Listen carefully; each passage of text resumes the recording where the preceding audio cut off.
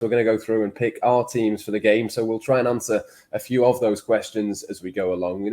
Obviously it'll be Alisson in goal. I think probably Lynchy as well. We can predict a couple of changes in the back line. Obviously the injury to Andy Robertson isn't particularly helpful for Liverpool. At least there is, though, a player who can come in Tsimikas, but probably one or two changes across the back four.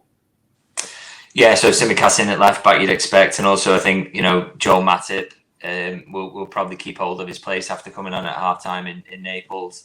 You feel for Joe Gomez a little bit because I think he was one of the better players in the back line really at the start of the season, and then just it was so poor in Naples that you've got to really drag him out there. I totally understand why the manager made that decision, but if you take his season as a whole, I think it's a little bit unfair that he's found himself in this position. But those are the standards Liverpool set. You can't afford really to have a half like that. So he's got to come out really, hasn't he, for Joel Matip, and then obviously Van Dijk and Trent has not, like we've said, has not really been pulling up trees this season. But I think he's so crucial. You've got to play him back into form, and there's not an obvious candidate to come in and take his place because. Personally, I don't really want to be seeing James Milner there in a game of this importance. I think you need Trent there. So, yeah, that sort of picks itself, really. Yeah, same for you, Rich. I think there's not too many options, is there, at the moment in that position? No, I'd pick exactly the same back four. You've got to bring Matip back in. There's no question about that for me.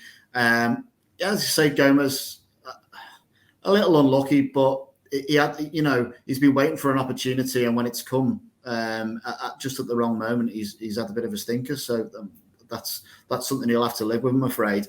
He could have even been putting pressure under Trent at right back, but based on this Napoli performance, there's no chance of that happening, is there? So Trent keeps his place, Matic and Van Dijk, and Tsimikas in at left back. And much in the same way we've said about Gomez there, this is a massive opportunity for Kostas Tsimikas, isn't it? He may have an opportunity here to get a sustained run in the side, and what he delivers between now and Andy Robertson's recovery will determine exactly what type of Liverpool career he's going to have.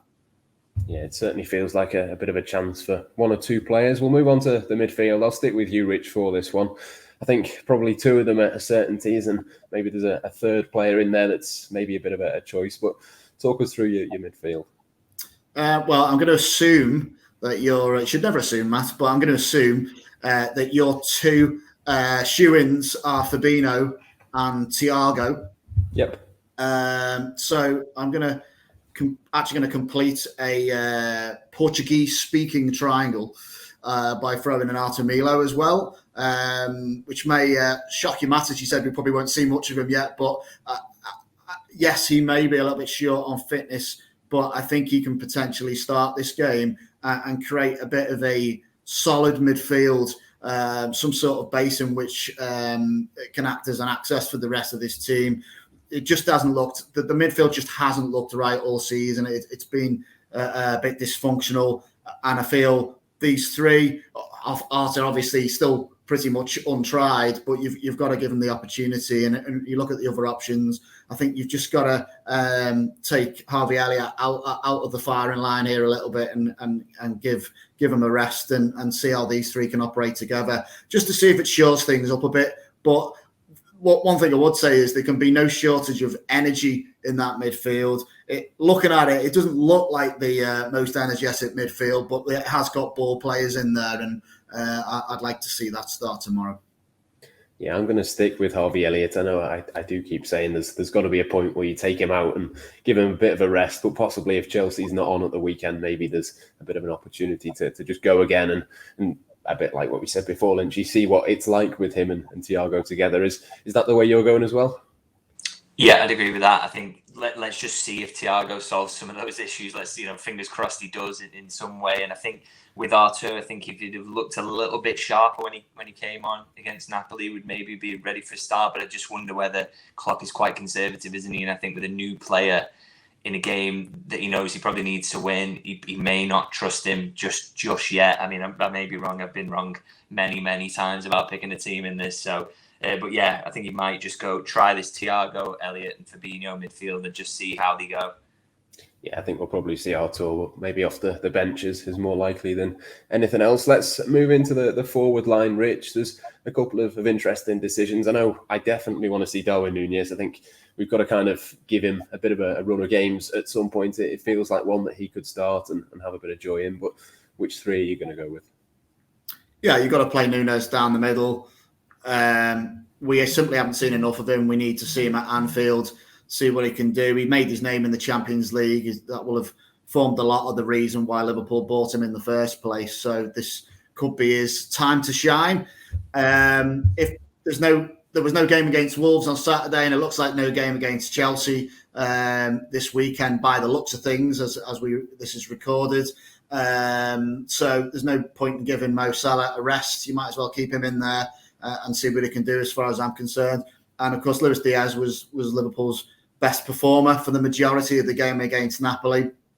And I still have memories of that brilliant goal he scored at the Cop End earlier in the season. Was against Crystal Palace, was it? Like to see a little bit more of that tomorrow. So yeah, I'll stick with that front three of Salah, Núñez and Diaz. Yeah, I'm exactly the same as you. I think I probably would have taken Luis Diaz out had the game against Wolves gone ahead, or perhaps if the Chelsea one was likely to be going on. But Lynchy, is it the same front three for you, or is there possibly an argument for a Jota or possibly even Roberto Firmino? I think the manager might want to maybe start Firmino in terms of just, that comfort blanket of someone he really trusts in a game of this magnitude. But I think there's just that desperation there to get Núñez going, to really sort of get him a run. And, although he's been out for 3 games, he has been fit. He's trained all through that. He's ready to go. Jota is probably not quite at that full sharpness yet because he had quite a while out with his injury. So I think, I agree, actually. I think Núñez will start in there with Diaz and Salah. Yeah, certainly an exciting forward line. With that in mind, we'll do our match predictions as well just before we finish. I'm going to go bold. I'm going to go 3-1 to Liverpool. I definitely can't see there being a clean sheet, but I do think there's a good chance that they can score. You'd like to think that at Anfield in particular, they can do that. Lynchy, I'll come to you first. Score prediction. Let's